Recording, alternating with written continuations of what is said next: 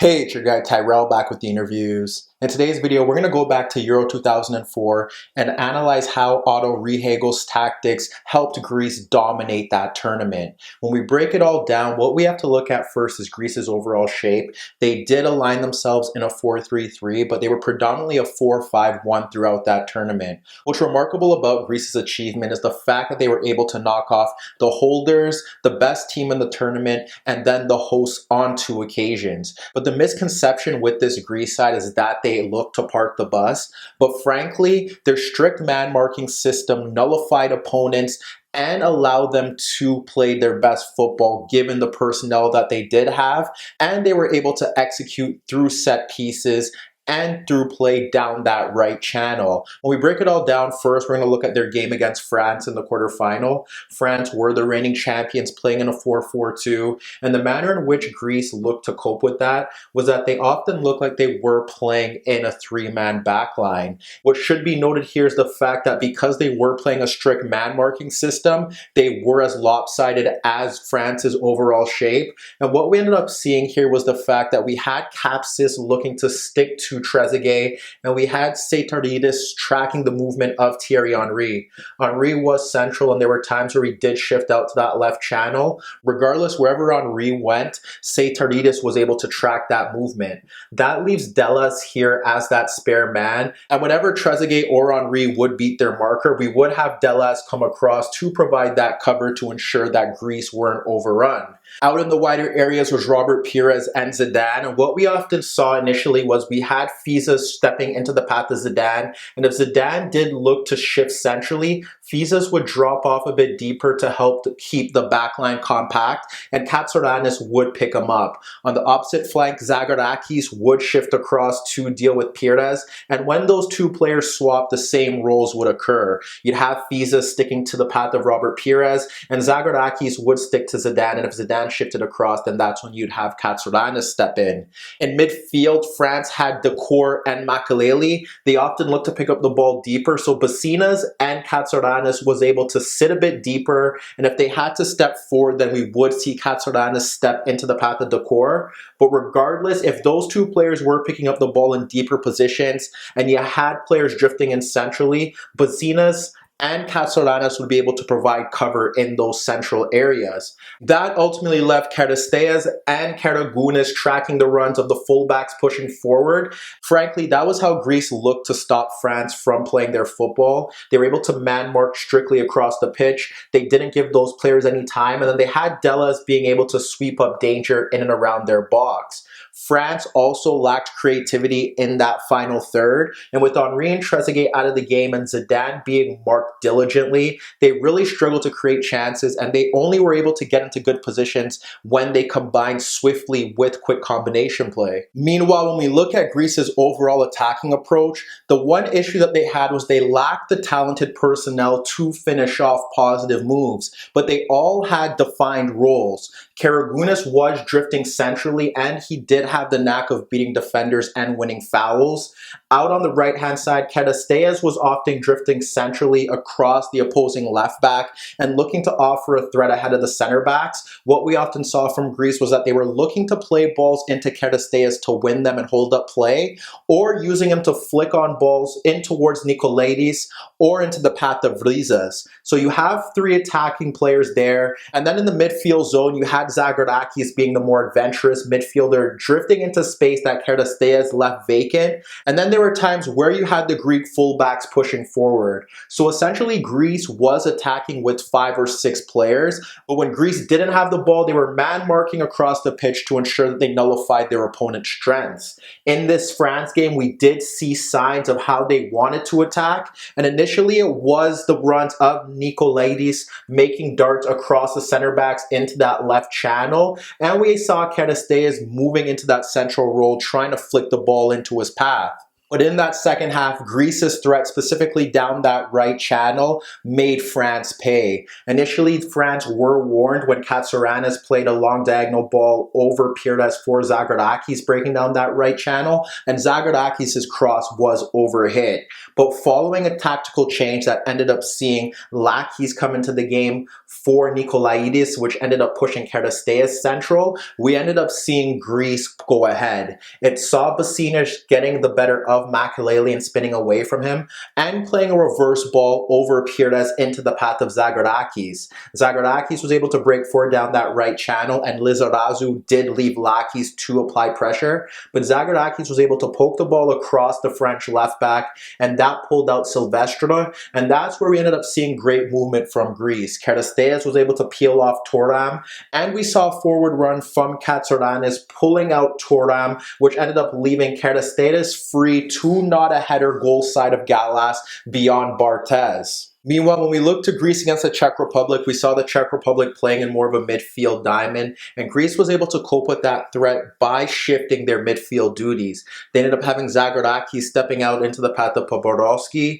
They had Nedved being trapped by Katsouranis, and Basinas was sitting a bit deeper, tracking the movement of Rosicky. That ended up seeing Galasek having that free role in that deeper midfield zone, but Greece were content with that given the fact that they had Vryzas at times dropping off on him, as Vryzas did slide into the starting lineup, and they had Karagounis and Charisteas looking to drop off to track the runs of those Czech Republic fullbacks.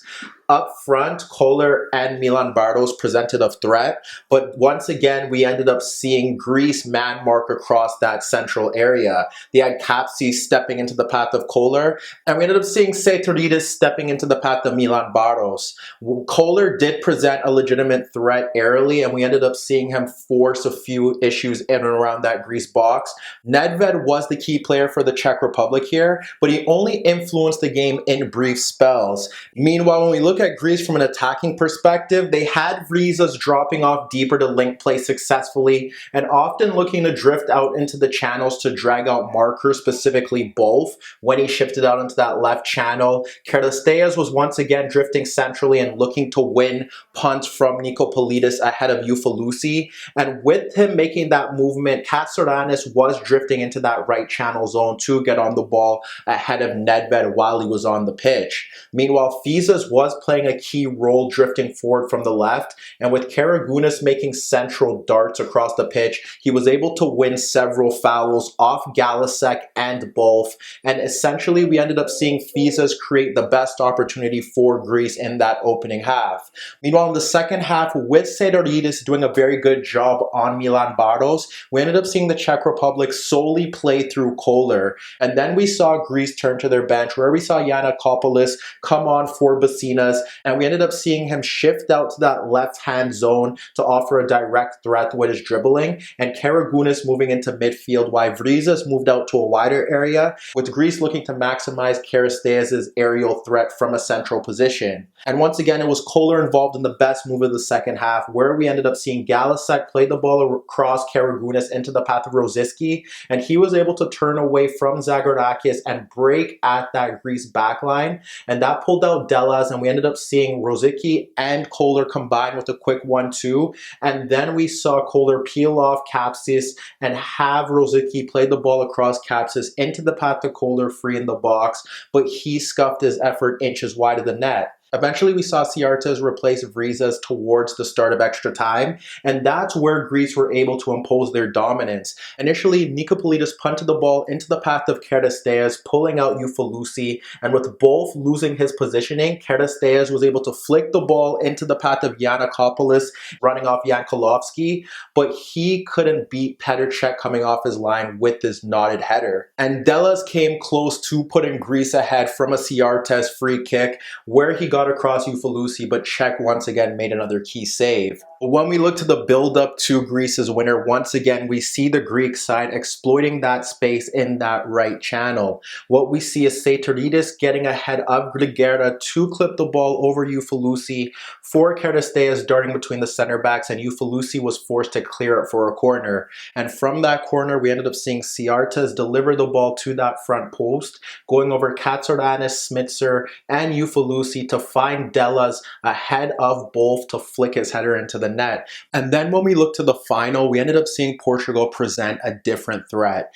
They operated in a 4-2-3-1 once again, and that meant that Greece didn't have to necessarily drop into a three-man backline given the fact that they weren't man-marking two attackers. What we ended up seeing here was that Kapsis was tracking the run of Pauletta and Dellas was free, and we had Fyssas and Seitaridis marking out Figo and Ronaldo. So you have them marked out of the game, and when we look to the midfield battle, Greece could go 3v3 in that zone rather than being undermanned. So you had Zagorakis ahead of Manish, you had Basinas against Costina, and then you saw Katsouranis marking out Deco. If Deco did look to push a bit higher between the lines to try and get closer to Pauletta, then that's when we would see Dellas step across. What also helped out Greece here was that with Costina and Manish operating in deeper positions, and Ronaldo and Figo dropping off a bit deeper, if Seitaridis or Fyssas didn't want to track them into that midfield zone, which they often did, then you could have Zagorakis or Basinas come in to ensure that they did pick up those markers. Regardless, when they were man-marked across that pitch,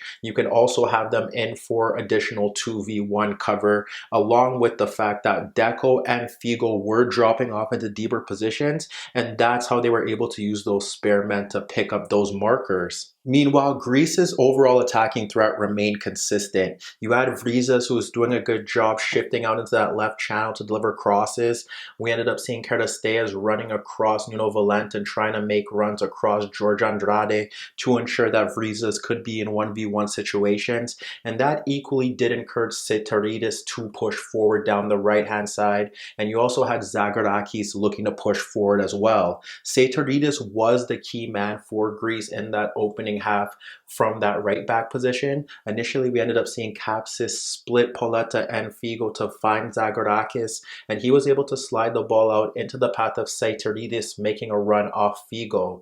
We had Charisteas running across George Andrade. When the Greek right back looked to cut in central, Costina did come across to receive a booking. And minutes later, we saw Katsouranis on the ball in midfield slide the ball across Ronaldo, who shifted out to the left for Seitaridis breaking forward, and Ronaldo did a very good job of tracking that run. But what we ended up seeing there is with Seitaridis breaking forward, we had Charisteas running across George Andrade, and then we ended up seeing Seitaridis split Manish and Ronaldo to find Vryzas pulling out Ricardo Carvalho. When Vryzas received the ball, he ended up clipping it over George Andrade for Katsouranis making a run off Deco, and when Katsouranis received that ball goal side of Nuno Valente, he was able to direct it into the path of Charisteas, but Ricardo was off his line to clear danger. Besides that, the only real change that we saw in that opening half was Paulo Ferreira replacing Miguel, and that limited Portugal's legitimate attacking threat down that right-hand side, and Giannakopoulos now had more intent to push forward. But to no surprise, once again, Greece were able to win their corner kick that eventually led to their winning goal down that right channel. It was Fyssas winning the ball off Figo and Zagorakis dropping off the loose ball into Katsouranis, who was able to clip a diagonal ball out to Seitaridis running off Ronaldo. And with Ronaldo tracking that run very well and Seitaridis running at him, Ronaldo was forced to concede the corner kick that eventually did see Charisteas rise above George Andrade to not Basinas' corner kick past Ricardo.